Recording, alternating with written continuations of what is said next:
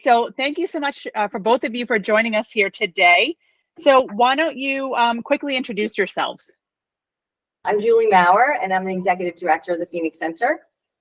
I'm Martini. I'm an occupational therapist, and this is Fynn. Can you see? Sit. There he is. There Great. Yep. I was gonna let you. Yeah. Perfect. So why don't you tell me a little bit about the Phoenix Center?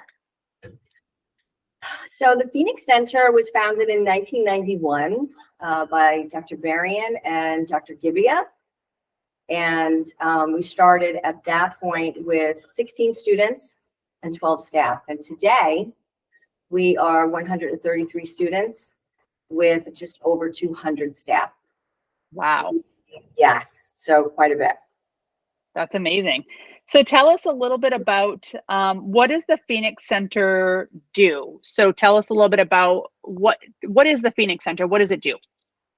The Phoenix Center is a private receiving school approved by the Department of Education, and we serve students on the autism spectrum and students with multiple disabilities. Mm-hmm. We are currently serving students from 60 sending districts in 58 counties throughout the state. Great. Tell me a little bit about what got you involved in the Phoenix Center and a little bit more about your role. So I started with the Phoenix Center in 1994, oh so long ago, as an art teacher. And the Phoenix Center was very young, only 3 years old at the time. So I was art on the cart, and I actually fell in love with the community and just found different ways as my career progressed to be more involved directly with the families. That's why I went into administration, because I wanted to do more directly with the families to see what can I do to make it even better than it already was. Mm-hmm. And here we are today. Amazing. And let's go back a little ways. So what inspired the founders to start the Phoenix Center? What was that kickoff? Do you know, going back in history, how that started and what that looked like? So in the late 80s and then early 90s, it came to be that there was a great need for students with involved disabilities for schooling. The home programming was not available, and it wasn't as adequate as some programs are today in district. So Dr. G and Doug Berrien did a lot of research. They mortgaged their own homes to open up the Phoenix Center. Dr. G's background is speech pathology, and Dr. B's background is education and behavior. So it was really the perfect marriage, so to speak, of building the Phoenix Center. Amazing. Yeah. So tell me, so the Phoenix Center serves students with autism, multiple disabilities, behavioral and intellectual disabilities. Can you share some insights into the specialized programs and services that are offered? So all the programs and services that are provided to the students are highly customized. Mm-hmm. There's absolutely no cookie cutter instruction going on here at the Phoenix Center. Every student has an IEP, which is an individualized instructional program. And from that IEP, each section is broken down into specifically what that student needs. Mm-hmm. We're very grateful to have fantastic teaching staff as well as a wonderful curriculum staff who really work together quite well to develop the goals and objectives and the activities for the students to do so they can access their education and really move them towards their greatest potential. And is that the goal? Is that the ultimate goal, is to move them into, yeah. Right. The ultimate goal is preparing them for life beyond the classroom. Yeah. So what's going to happen when they graduate or age out of the program? How are we getting them to their most independent level? If they don't use their voice to communicate, how are they using their voice output system to effectively communicate in the community? How do we use money when we're in the community? How do we function? How do we cross the street? How do we get a bus if we're at that point? Activities of daily living, things like that. So our programming hits all those areas. So it's not just the academic areas. It's also all those life skills, that the students really need in order to find what their adaptive skills are and to progress again to that highest level of independence. That's great. And let me ask you, it sounds like a very dynamic programs and very dynamic learnings. Can you elaborate a little bit on some of the things that you do? So I know you talked about giving them those life skills. How do you do that in a classroom setting? Is it maybe it's not, maybe it's an individual setting. How do you get those skills to the students? How do you maybe you understand what I'm asking? Mm-hmm. Yeah, 100%. So we have a consumer family life skills program and a consumer family life skills instructor, and that's her job. We have a beautiful teaching kitchen that actually we're unveiling in the next week or so, thanks to some of our donors, which is amazing. But what she will do is she will break down the things that you do in a kitchen. How do you read a recipe that's adapted? How, if you go shopping, when you come back, what goes in the cabinet and what goes in the refrigerator? And that happens in her space in the school. The classroom teachers as well practice all those skills. And the older the students are, the more the classroom teachers are focusing on those life skills. So they may have little cabinets set up so they can stock shelves, which is pretty cool. So when they're ready to start finding employment out in the community, we have understood what some of their interests are, as well as their skill level, and how do we get them to a place where they can be employable. Are there programs too that allow them to go out and start some of those jobs and start maybe at a part-time level or at an internship type level to get them out there to the community? Is that part of the program?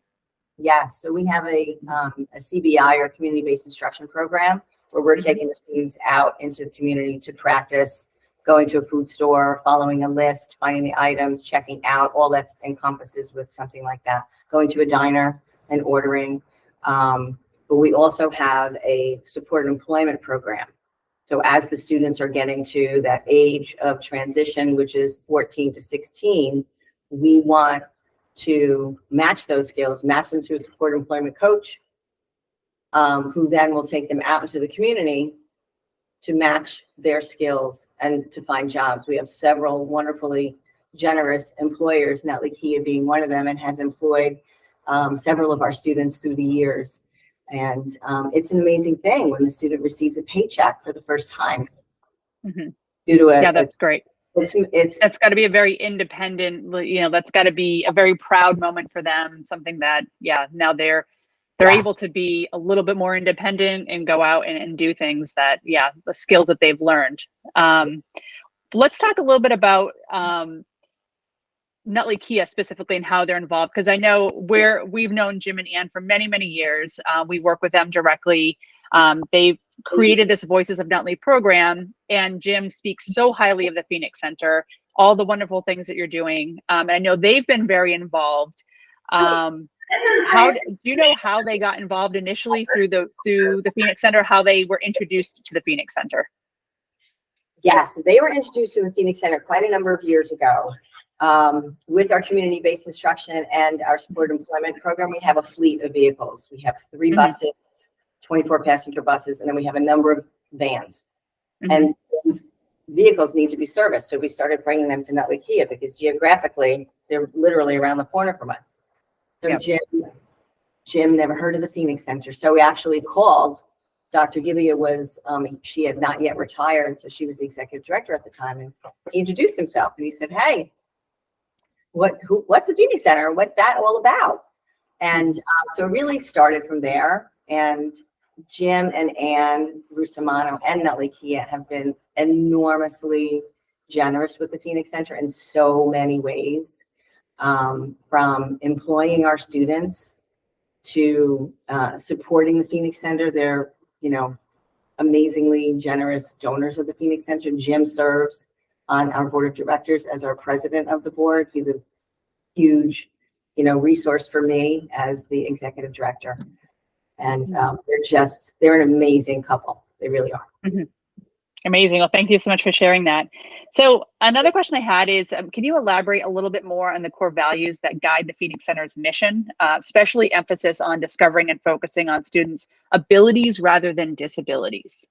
Right, exactly. So our core values are every student is someone's son or daughter, niece or nephew, someone's very special person.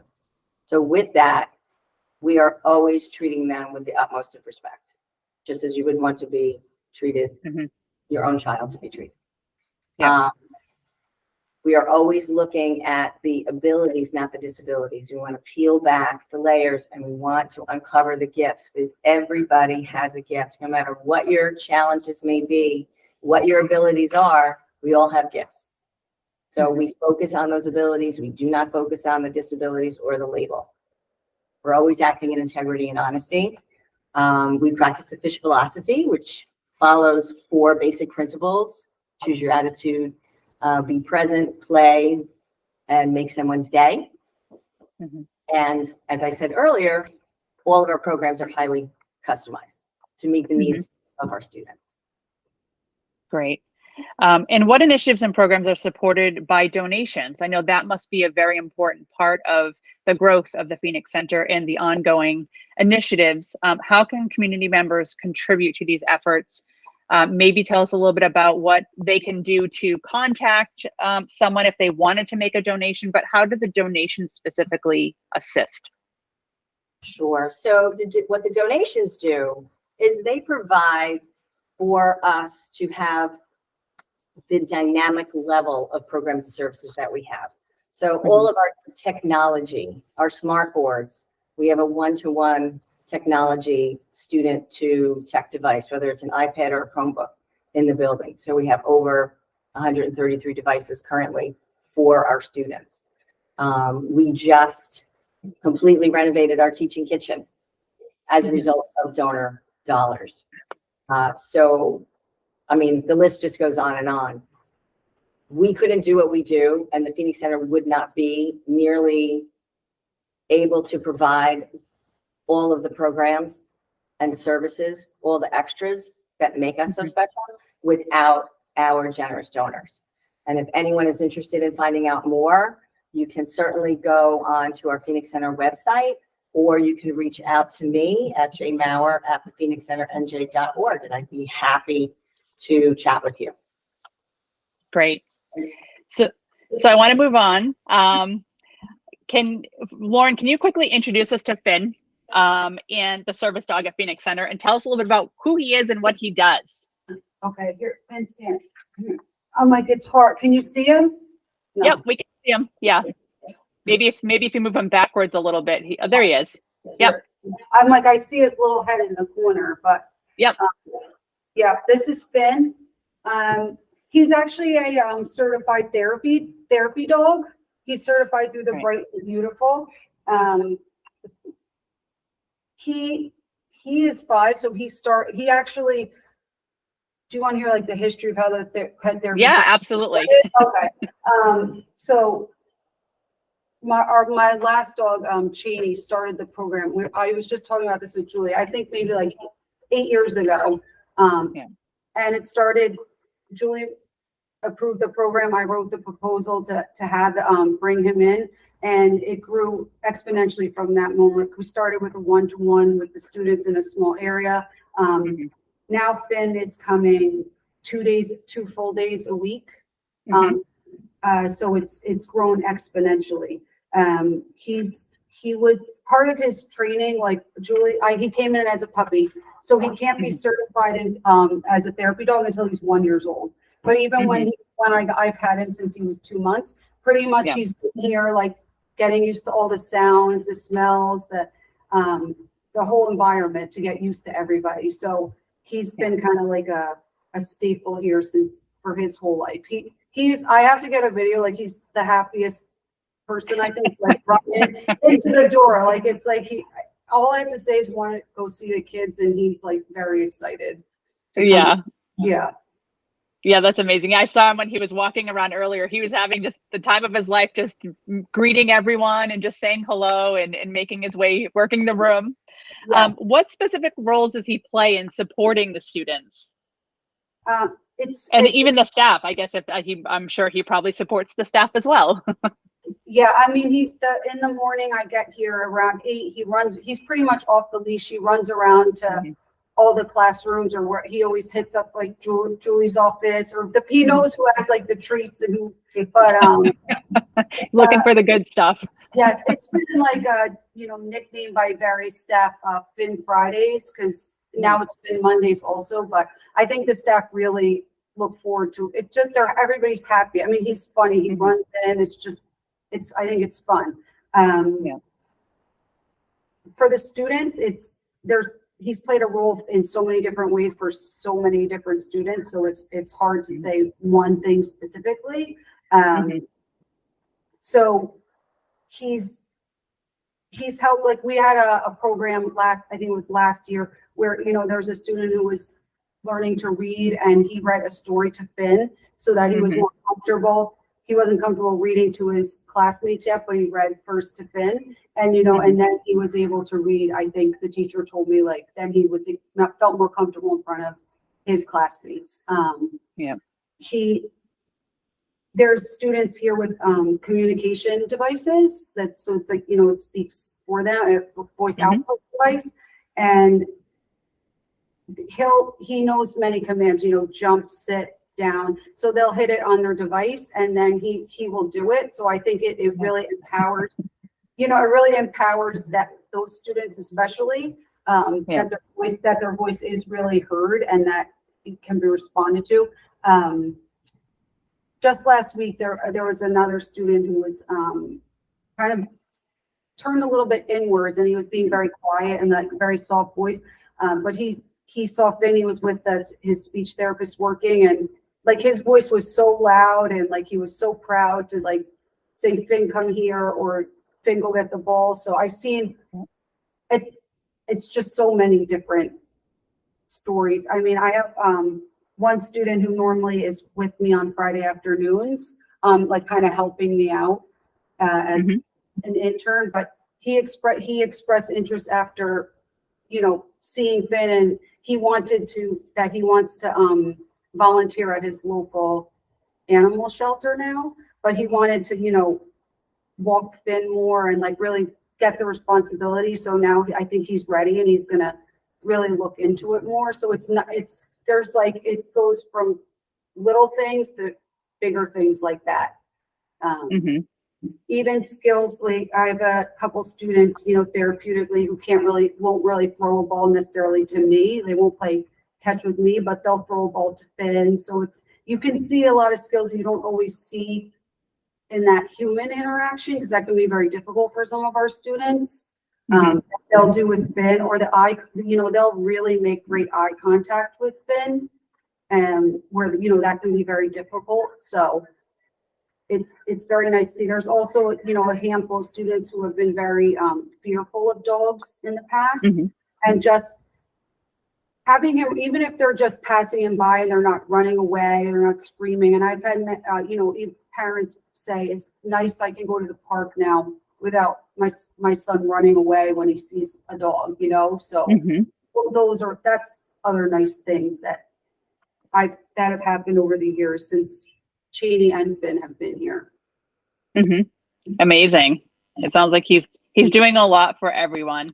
And I would imagine too that he probably helps assist reduce stress and anxiety in a lot of cases as well, especially if there's challenges in the learning environment. He probably adds as a student becomes comfortable, really starts to get to know him. I believe he probably assists with reducing stress and anxiety as they're learning and as they're doing other things, it sounds like. Yeah, 100%. Like the story I said before about the reading, that was like a really, his reason, he had anxiety, he didn't want to do it, he didn't think he was a good enough reader, when he was, but gave him the confidence to do it after he read to Fynn. Also, I think Fynn, it's just like Fynn doesn't judge you, he's not threatening, like that. I think overall, like the kids, they're just happy. It's like you can see in their demeanors, they're happy, their body just, relaxes, and they all want like a turn to pet him, or, and then you know, they all want to show that they can clip the leash or walk him and think, you know, so it's, yes. He helps in so many different ways. It's hard to pick one thing. Yeah, that's amazing. Yeah, he seems like a big ball of fun. Yes. It seems like he just brings joy to everyone, which is amazing. Yes. Great. So do either of you have any final thoughts? I guess we talked a little bit about how someone could potentially you know, give a donation, but anything else, if somebody wants to get in touch or learn a little bit more, what's the best way or what's the best resource? And if there's any final thoughts that you have, anything else that you'd like to share?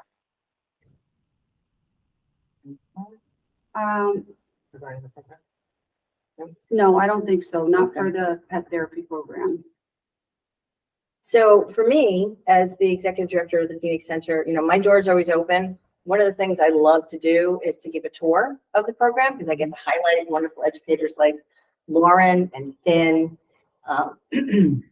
Excuse me, we have a plethora of things that I can showcase here at the Phoenix Center. So giving me a call at the school, going to our website to review everything. Our website is very comprehensive.